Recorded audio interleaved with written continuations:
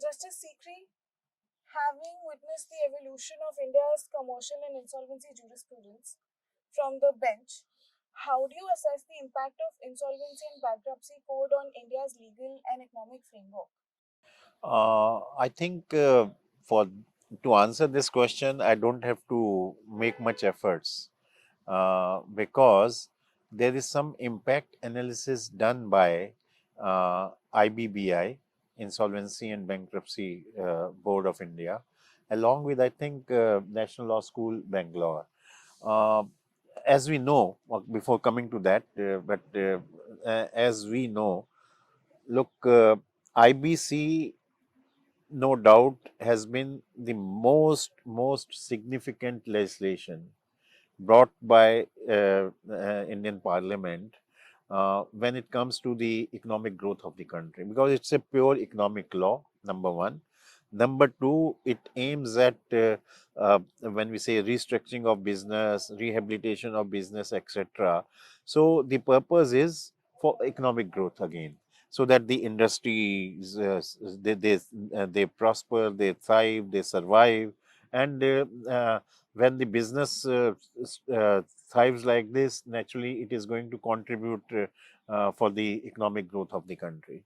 So therefore, what is important is in this process that to when this IBC was brought, whether it has served its purpose or not, that's the question you said. So we have already, I mean, 10 years have passed since this legislation was brought in 2016, and we are in 2026.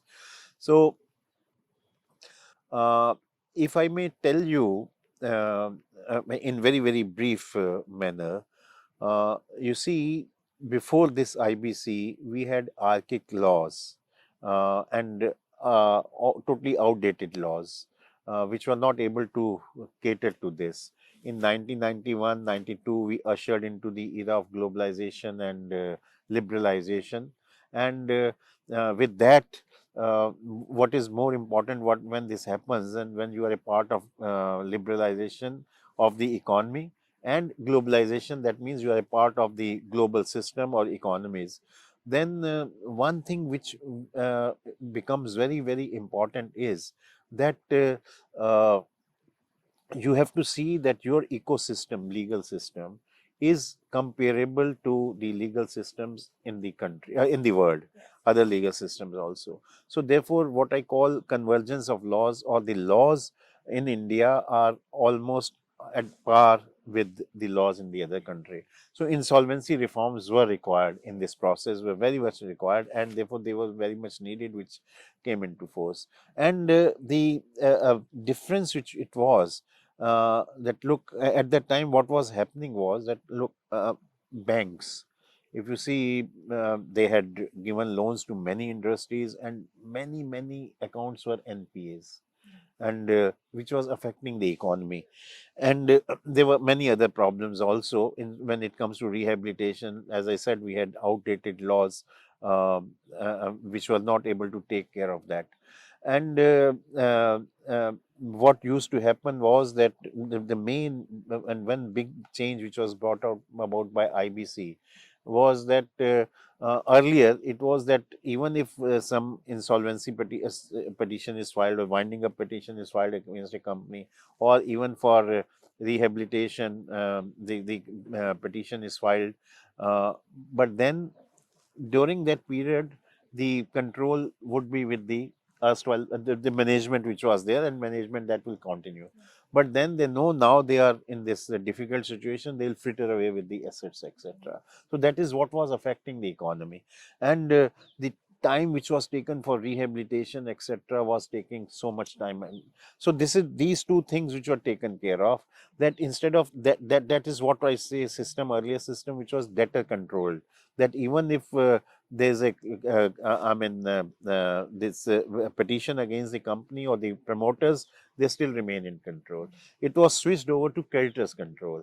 Now it is taken over by the committee of creditors. IRP is appointed, or RP is resolution professional is appointed, and then so long till the time this resolution plan works out, and it is the so therefore now the committee of creditors along with RP, they take control.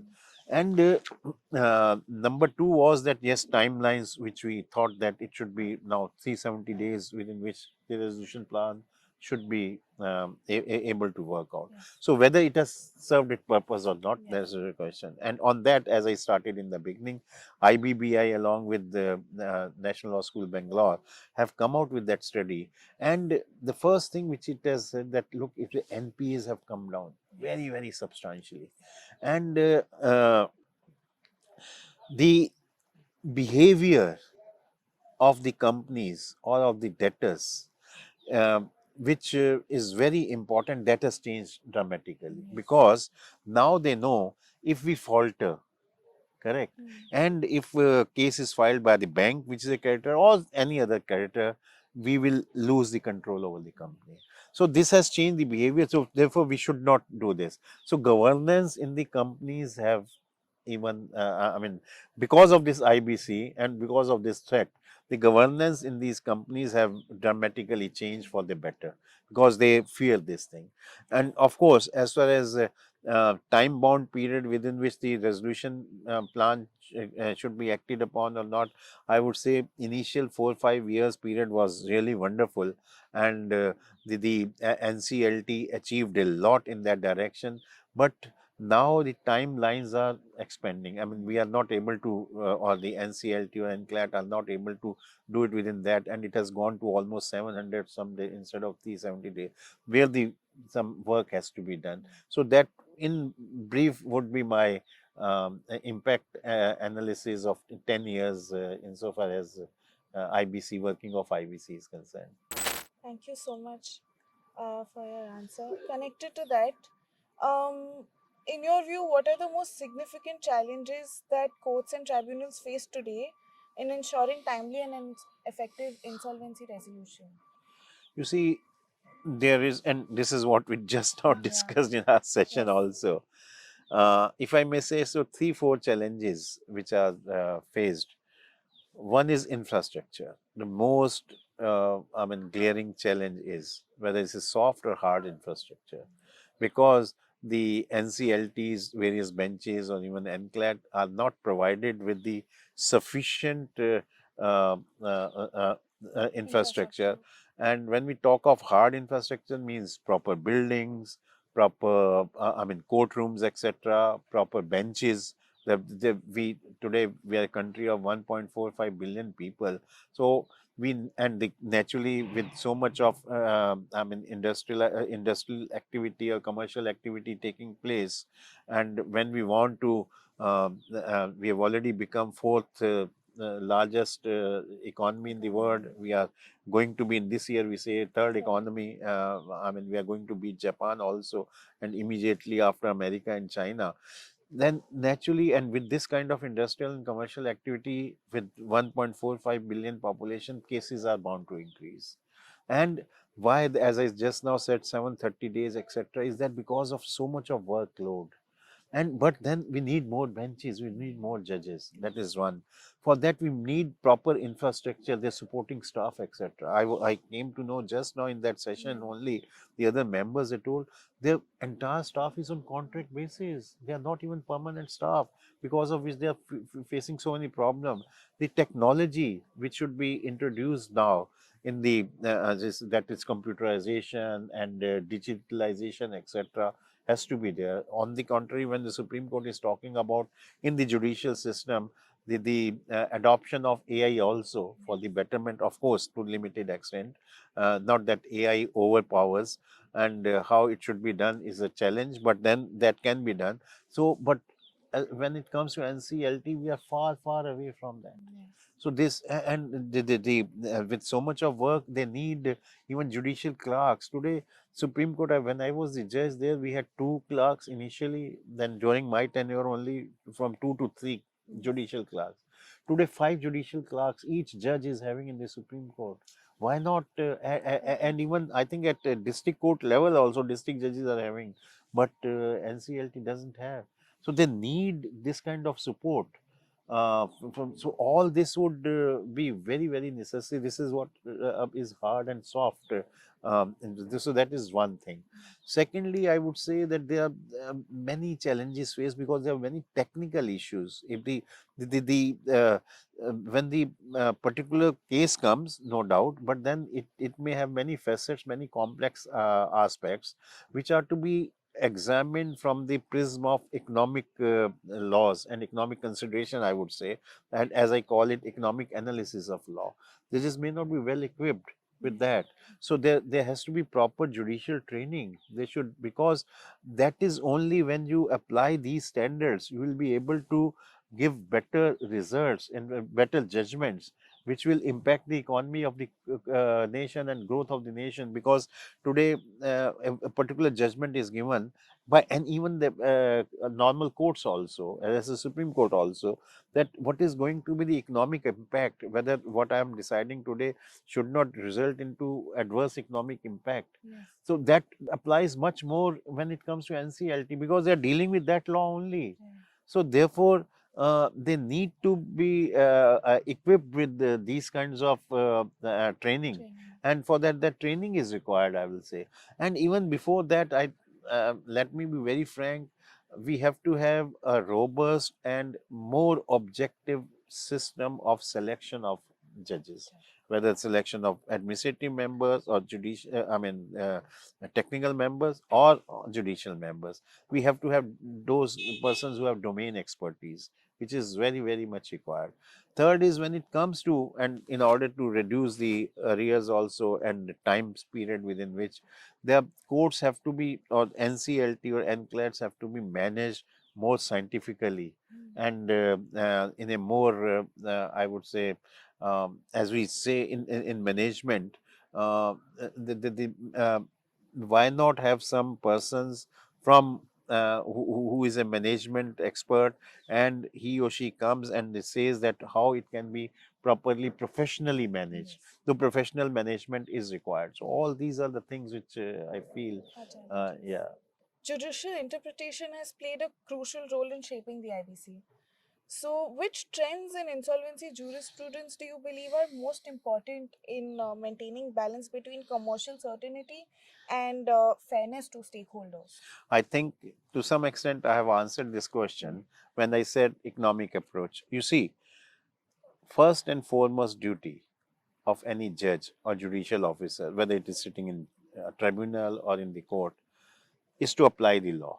The law is there. So NCLT or NCLAT is doing the its case under the provisions of IBC. So what is the provision of IBC? That particular provision which is to be applied, and which has to be then whatever is the result on that basis, the judgment has to be given. But that will be, I will say, a very, very simplistic way of saying that, because when a provision is to be applied, it has to be interpreted also. While interpreting the provision, then we have to be more pragmatic. And at that stage, and again, then what I said here, it comes that economic analysis. If the provision is very clear, and we know that one of the principles of interpretation is that grammatical interpretation, or the whatever section says, and that is what is we call golden rule of interpretation. If it's saying something, there's no problem. But many times, and that is why another principle of interpretation which is developed is what we call purposive interpretation. So what is the purpose of that? And in order to achieve that purpose, because of which this particular provision was enacted, and we have to give that kind of interpretation, their judges have to apply or have to perform a greater role, and then their question comes. So therefore, while applying that purposive interpretation, we have to, on the one hand, yes, it's a rule of law which is to prevail. It's the what the particular law says, case is to be decided. But then along with that, and that is in the the judges who perform this job, they know it better. What we call judicial discretion comes, and their commercial aspects of the case need to be kept in mind by the judges. And it's a balancing of these two which will yield better results. Yes. Thank you so much. Lastly, as chairperson of the Global Advisory Board of ILA, what does conferences like ILA 2026 aim to it? How do you think it achieves in shaping the discourse around insolvency? You see, it's a, I think, establishment of ILA, and I should, I mean, commend Mr. Suman Batta's efforts in that, because he conceptualized. Of course, some people suggested him and discussed with them, which he keeps saying. But it was really, it's a wonderful idea, because in our country, laws are passed. How the law should be implemented, what should, whether the law is serving its purpose or not, whether some reforms are needed in that. We have totally knee-jerk reactions. There is, apart in respect of all these laws, we don't have any systematic studies about this. And when it comes to insolvency laws and IBC, and why I'm saying insolvency laws, because IBC may be only one aspect of insolvency laws. There are many other, and when we talk of insolvency, we talk of cross-border insolvency, which is not in IBC today. So therefore, I'm using the term insolvency. When we talk of insolvency laws, etc., and whether, as I said, the very laudable objective of IBC, that and it is a growth engine, economic growth engine. So whether it is serving its purpose or not. So therefore, there has to be study of what has been happening, and depending on that, where we have faltered, and then what is the future. So how we should, and what we look into future, and therefore that ILA is meant for that. And therefore, it has, in this is the fourth convention, so almost 4 years. In 4 years, it has achieved a lot. I feel proud in saying that this is the first institute of its kind anywhere in the world, because even in other countries there is no I mean, law academy on insolvencies.